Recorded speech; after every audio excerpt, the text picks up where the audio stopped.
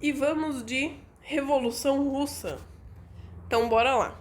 Revolução Russa e a União das Repúblicas Socialistas Soviéticas. Então, a Revolução Russa ela foi um processo revolucionário que instituiu um governo socialista na Rússia. Mas o socialismo era o quê? Era uma nova forma que tinha surgido de organizar a sociedade, a política e a economia de um país, sendo a URSS o primeiro país socialista, vamos dizer assim, do mundo.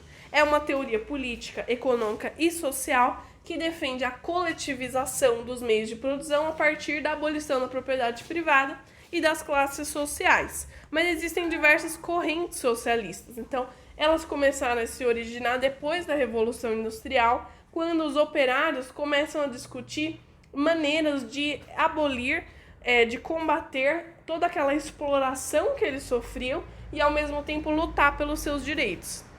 E as três principais ideias relacionadas ao socialismo são o marxismo, o anarquismo e a social-democracia. Então, o marxismo acreditava que seria necessária uma revolução de caráter socialista que iria instaurar uma sociedade de transição, uma sociedade socialista, para depois conseguir chegar a uma sociedade em que não haveria desigualdades sociais ou exploração, que era a sociedade comunista.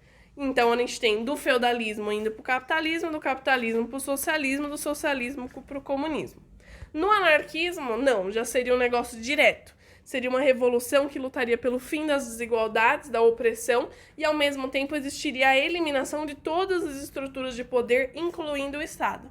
E a social-democracia era o mais moderada, porque não acreditava que seria necessária nenhuma revolução, mas que se poderia chegar aos poucos ao socialismo a partir de diversas reformas no capitalismo. Quais que são os antecedentes da Revolução Russa? Então, primeiro a gente precisa entender qual que era o contexto, como que era a Rússia naquela época, antes de tudo isso acontecer. Então, a Rússia ela vivia em um regime de monarquia absolutista de um negócio que chamava czarismo. Então, czar era o nome que era dado ao imperador, ao rei, vamos dizer assim, da Rússia. Então, é um nome que eles davam lá, assim como na Alemanha se chamava Kaiser e tudo mais. Então, é só um nome, mas é a mesma coisa que o imperador. E ele tinha todo o poder, o controle nas suas mãos. Ele não governava sobre alguma constituição ou nada disso. Não, era uma forma de governo autoritária que ele governava do jeito que ele bem quisesse. Basicamente era isso. A Rússia era um país que, apesar de já ter passado muito tempo, praticamente vivia no feudalismo, então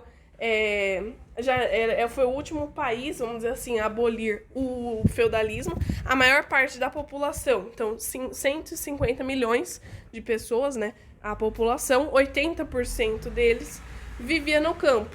Então, em um regime de servidão ali, muito associados à terra.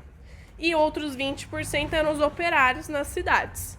A elite, ela era constituída tanto pela burguesia industrial, que era em uma menor porcentagem, quanto dos boiardos. Então, os boiardos eram os grandes proprietários de terra, os que detinham os latifúndios, que era a maior parte da Rússia.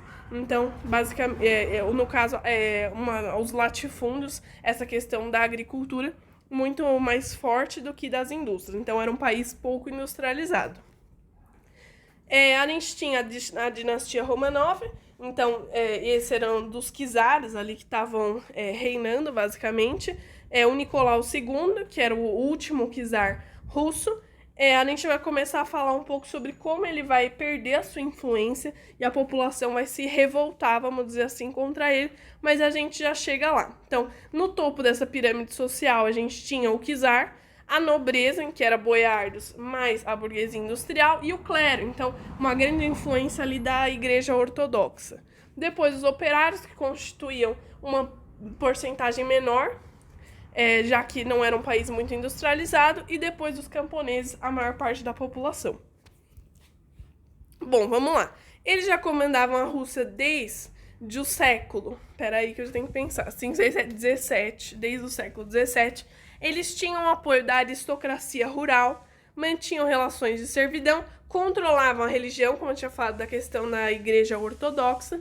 O czar era como se tivesse poderes divinos, vamos dizer assim, e até a maioria dos países europeus e até o Brasil já tinham abolido o absolutismo. Então a Rússia estava assim, um dos últimos a abolir esse regime. Então, basicamente, o que acontece?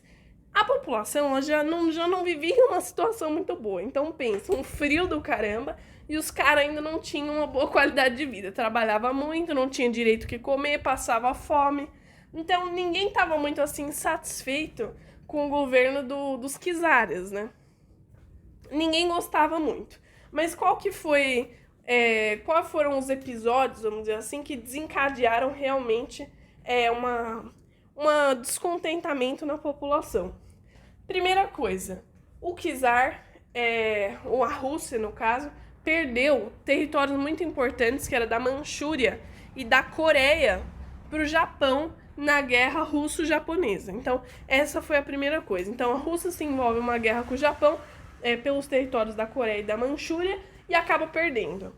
Isso vai fazer com que a crise econômica dentro da Rússia se agrave e as pessoas comecem a piorar, no caso, as condições de vida que já eram ruins. Então, isso vai causar um grande descontentamento.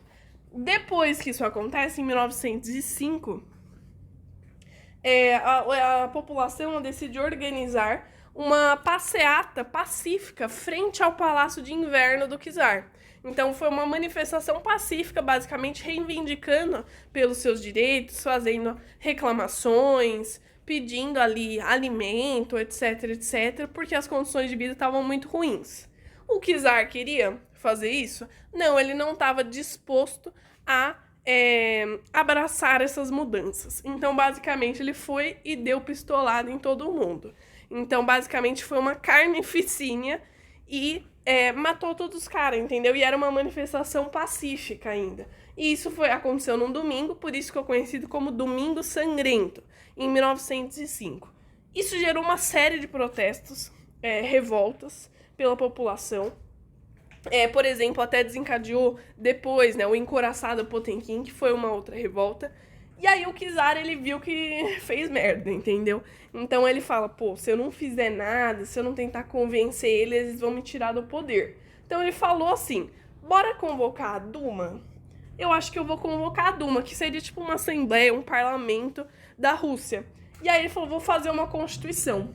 Então, ele promete convocar a Duma, o czar, e montar ali uma constituição, porque até então ele governava do jeito que ele bem entendia, e aí a população gosta, entendeu? Dá uma pacificada, mas aí a partir do momento que o pessoal já tá mais de boa, ele não cumpre, entendeu? Ele abandona essa ideia e desiste. Ah, não, prefiro governar do meu jeitinho mesmo. Basicamente foi isso. Então, até agora, quais são os fatores que estão fazendo a população se descontentar com o czar?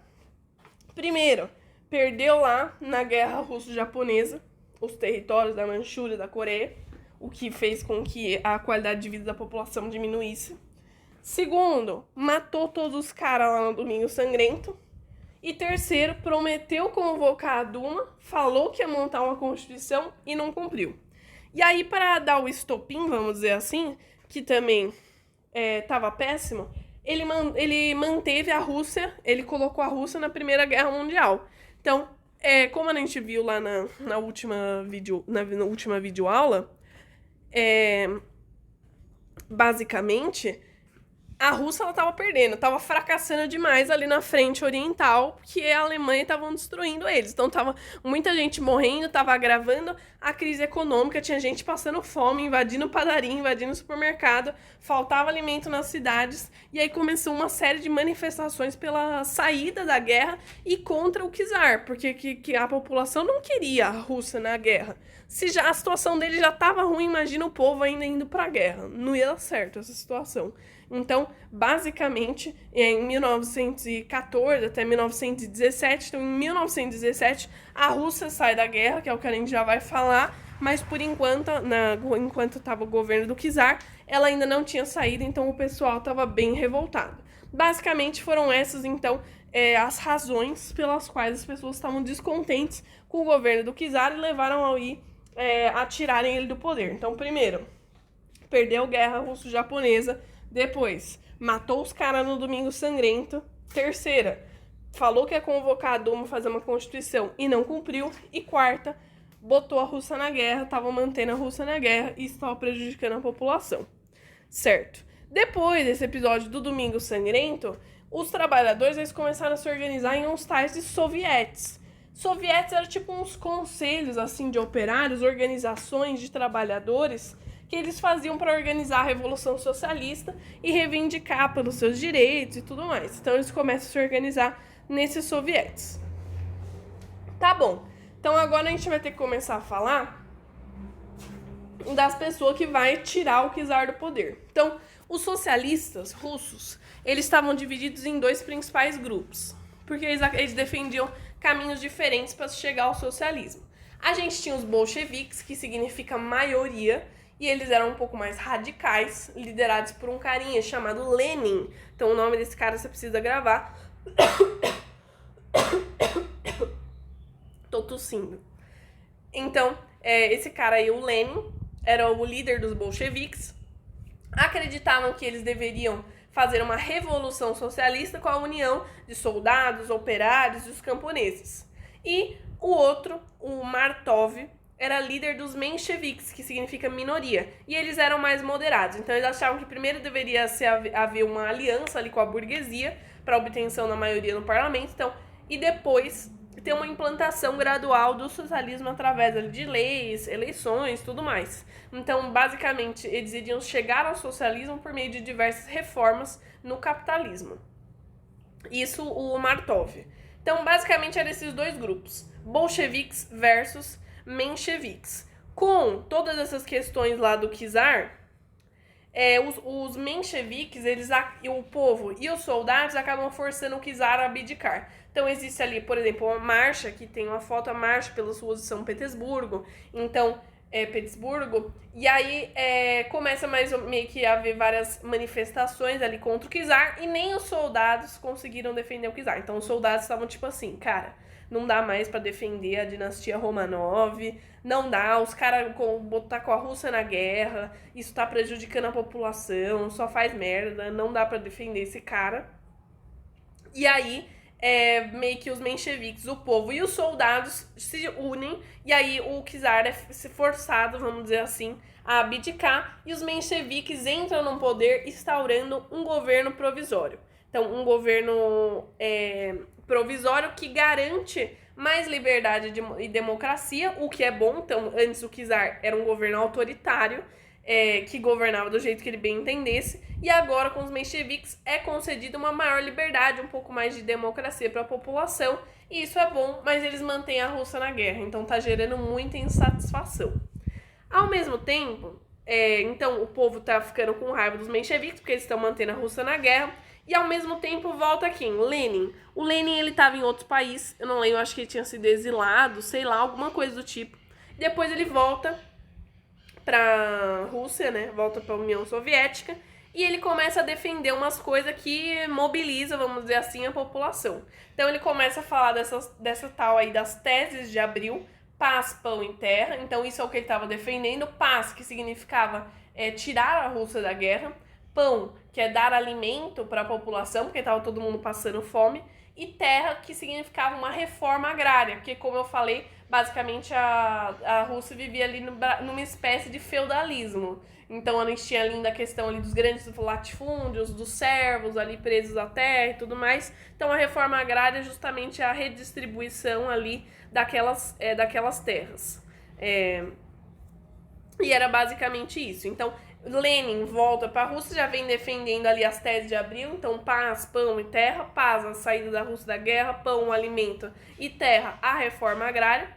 Estava defendendo ainda todo o poder aos sovietes. O que era isso? Então, os sovietes, para você ver a importância que eles tomaram, então aqueles conselhos de operários que foram organizados para falar, organizar, reivindicar ali seus direitos, revolução socialista e tudo mais. Então, todo o poder aos sovietes significava todo o poder à população, porque quem estava nos sovietes eram os trabalhadores.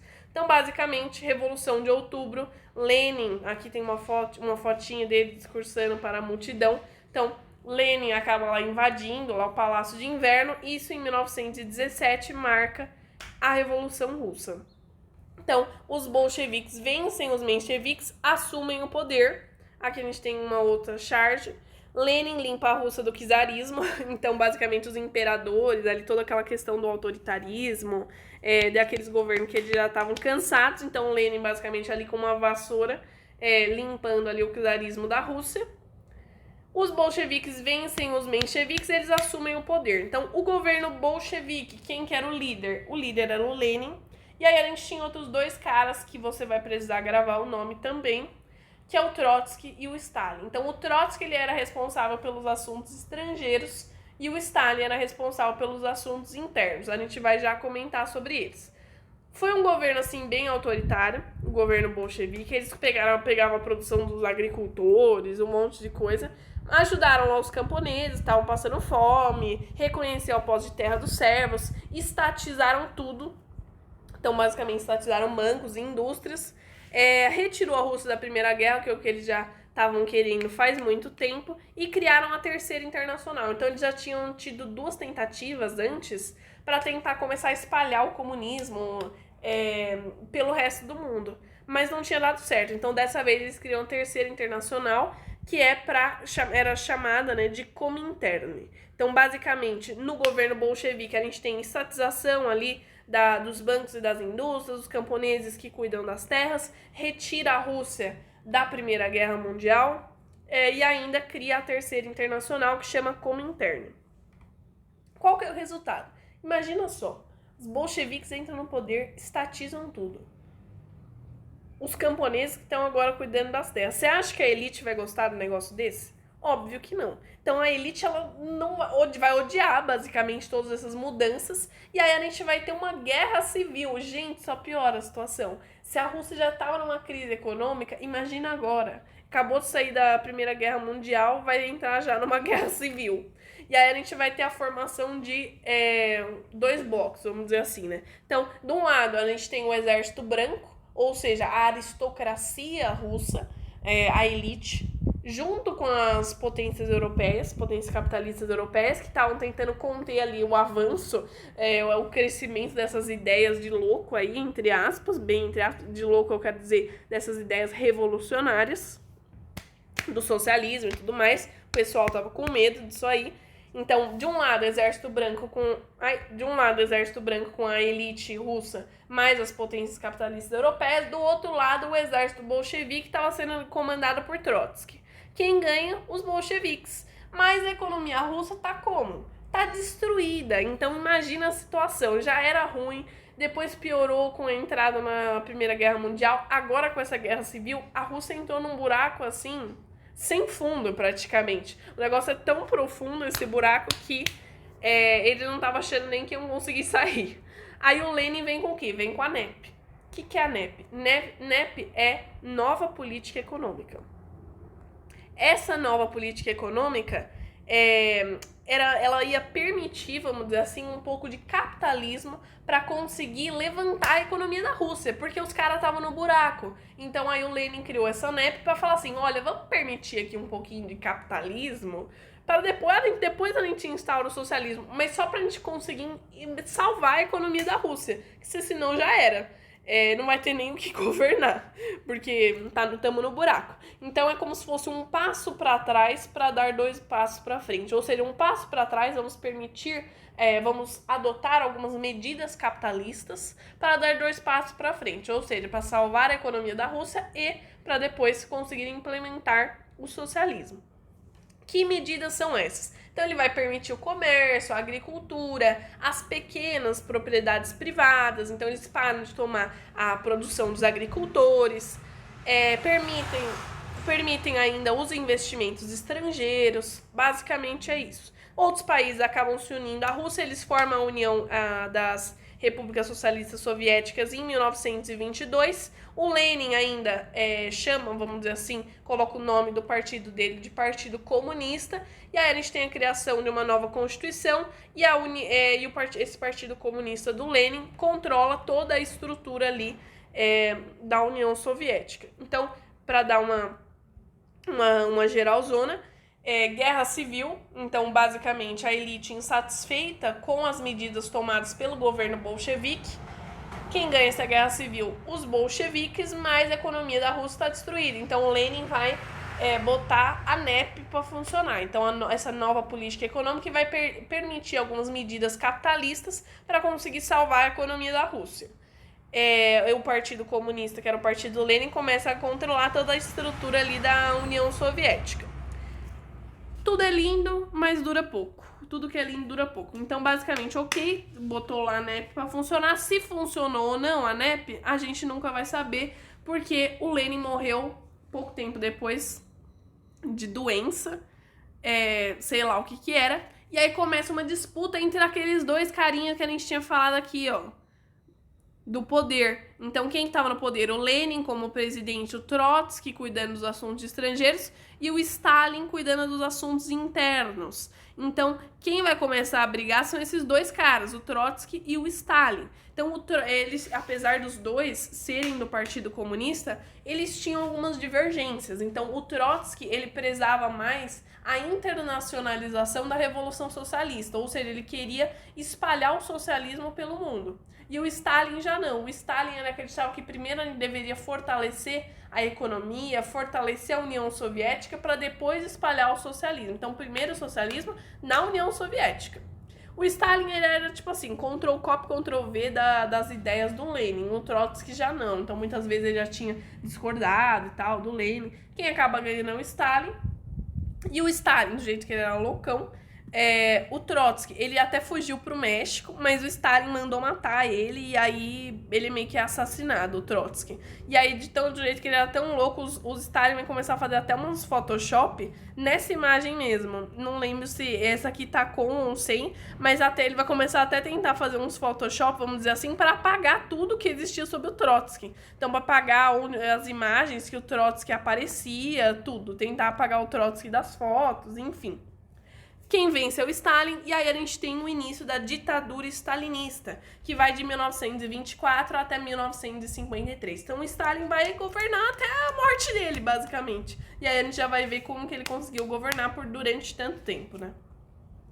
Qual que vai ser as principais medidas que ele tomou? Então, a primeira coisa que você precisa saber, talvez a mais importante, é a questão dos planos quinquenais. Então, a gente tem a substituição da NEP por esses planos quinquenais. Então, como que a gente lembra para fazer a diferenciação? A NEP, o plano lá do Lenin de restaurar, levantar a economia russa, ela era um plano que ajudava as plantinhas, mas não ajudava as indústrias. Então, ajudava as plantinhas, o que isso significa? Ajudou no crescimento da agricultura. Então, lembra, ela permitia o comércio, permitia a agricultura, as pequenas propriedades privadas, mas não incentivou nada da industrialização. Já no caso dos planos quinquenais, do Stalin, não. A gente vai ter um grande incentivo à industrialização da Rússia que vai dar certo. Então, a gente tem obras públicas sendo construídas, fábricas, usinas de energia, geração de empregos, vai trazer educação, várias coisas para a Rússia. Tanto que de um país que praticamente estava feudal, dos caras que eram 80% vivendo no campo, para depois estar participando lá da Guerra Fria, muito desenvolvimento e tudo mais ali, em oposição aos Estados Unidos. Então, a gente vai ter um grande salto ali depois dos planos quinquenais, que tinha o plano de industrialização da Rússia em mais ou menos 10 anos. Então, vai dar certo esses planos quinquenais, isso é bom saber. A gente teve uma coletivização forçada no campo, então basicamente, vamos supor que antes tinha vários pequenos agricultores que tinham sua própria terra. A partir de agora, o Stalin fala, essa sua terra agora não é sua terra, é a terra de todo mundo. Então, a terra coletiva, então isso que seria a coletivização forçada no campo, mas os caras não gostou disso. Então, se antes você tinha sua própria terrinha lá, produzia e ganhava R$1.000, agora a sua terra, na verdade, não é mais sua, é de todo mundo, você continua trabalhando e ganha R$10. Era meio que isso. Então, o pessoal estava revoltado, eles escondiam a sua produção ou destruíam em protesto, né? Acabaram levando meio que 6 milhões de pessoas à morte por fome. Então, olha só. Tá assim, uma merda.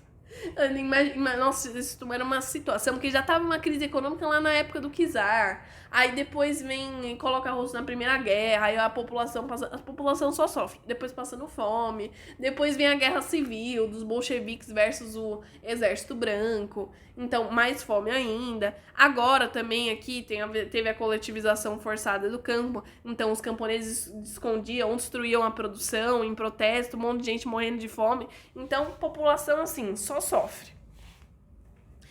A gente teve a estatização de todas as propriedades e ainda o que vai marcar muito o governo do Stalin é a época do Grande Terror. O que era o Grande Terror? O Grande Terror foi a época da ditadura stalinista que começa a perseguir e matar todas as pessoas que estavam meio que contra o Stalin. E não precisava nem ser contra o socialismo. Não, dentro do próprio Partido Comunista, qualquer pessoa que ele achasse que estava, de alguma forma, não gostando das ideias dele, indo contra ele, já era perseguida e morta. Então, até existiram a questão dos campos de concentração, não igual ali dos nazistas, da questão dos judeus e tudo mais. Não eram campos de extermínio, mas eram campos de trabalho forçado. E é claro que a mídia internacional não estava sabendo de nada, era um negócio assim, escondido. E como que ele conseguiu se manter no tempo, no governo, quer dizer, por tanto tempo? Então, basicamente, por conta da propaganda política. Então, existe já dá pra ver aqui, né? O pai das crianças, e aquele que preza pela industrialização, pelo desenvolvimento da Rússia, aprovamos a política do partido, os felizes nascem sobre a estrela soviética, amem a pátria, então estudem o grandioso caminho do partido do Lenin e Stalin. Então, basicamente, toda essa propaganda política fez com que as pessoas se tornassem, vamos dizer assim, alienadas, e aí repetia isso, então, de uma certa forma, ele acabou se mantendo no poder por conta disso, pelo terror, então, pela essa perseguição aos opositores, pelos assassinatos, então as pessoas tinham medo, e também por conta da industrialização, porque, querendo ou não, proporcionou um grande desenvolvimento aí para a Rússia. Então, aqui a gente tem uma breve linha do tempo para gravar o que foi a Revolução Russa. Então, Rússia czarista era o início, depois a gente tem guerra no Japão, a Rússia perde os territórios lá da Coreia e da Manchúria. Depois a gente tem a população fazendo uma manifestação pacífica frente ao Palácio de Inverno e o czar mata todo mundo, que é o Domingo Sangrento. Ele promete convocar a Duma, mas não cumpre. Então, mais revolta ainda. A Rússia na Primeira Guerra Mundial, deixando a população muito insatisfeita, tava as pessoas morrendo, passando fome. O czar abdica do trono, os mencheviques instauram um governo provisório. Só que estava deixando o pessoal insatisfeito porque não tiraram a Rússia da Primeira Guerra Mundial. Lenin volta, começa aquelas histórias de paz, pão e terra, do poder aos sovietes e tudo mais. Acontece a Revolução Russa, instaura-se um governo bolchevique, mas a elite fica insatisfeita. Então inicia-se uma guerra civil do Exército Branco contra o Exército Vermelho. O Lenin instaura um negócio que era o comunismo de guerra. Então, sei lá, ele roubava a produção dos agricultores para alimentar o exército, um monte de coisa. Depois, com o fim da Guerra Civil e a vitória dos bolcheviques, a economia russa está lá embaixo, destruída. Então, ele propõe a NEP, então a nova política econômica, que vai acabar permitindo ali algumas medidas capitalistas para que consiga se salvar, vamos dizer assim, a economia russa. Depois que o Lenin morre e Stalin entra no poder, começa o stalinismo, que vai tanto ter aquela questão dos planos quinquenais, então do investimento ali na industrialização do país, e ao mesmo tempo o grande terror, então a perseguição e a morte aos opositores. Então é basicamente isso. Até a próxima.